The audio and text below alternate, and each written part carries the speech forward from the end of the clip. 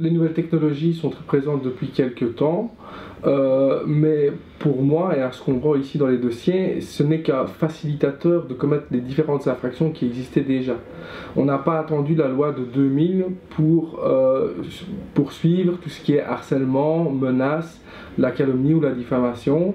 C'est juste que maintenant qu'il y a les téléphones et qu'il y a Internet, c'est beaucoup plus facile de commettre ces infractions-là par rapport à avant, où il fallait que les gens se voient absolument pour pouvoir se menacer, et pas par Facebook interposé par exemple.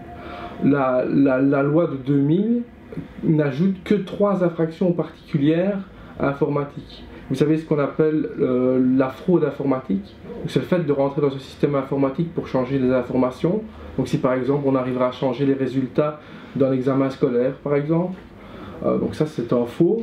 Vous avez ce qu'on appelle la fraude informatique. Là c'est le fait d'essayer d'avoir de l'argent avec les outils informatiques, hein, donc essayer d'escroquer les gens via Internet, comme on voit souvent pour le moment. Hein.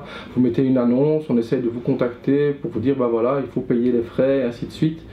Ou on vous vend quelque chose que vous ne recevrez jamais. Donc ça, c'est de la fraude informatique. Et vous savez ce qu'on appelle le hacking, hein, donc ça c'est très facile maintenant avec les Anonymous.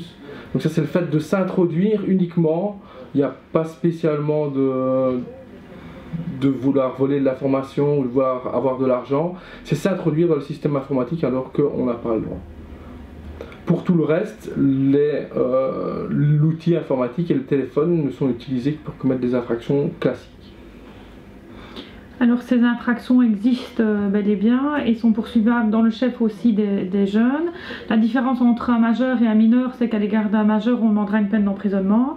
À l'égard d'un mineur, on a différents outils.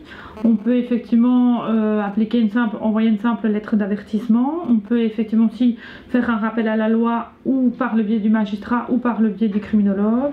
On peut envisager une médiation entre l'auteur et la victime, ou on peut alors saisir le juge de la jeunesse.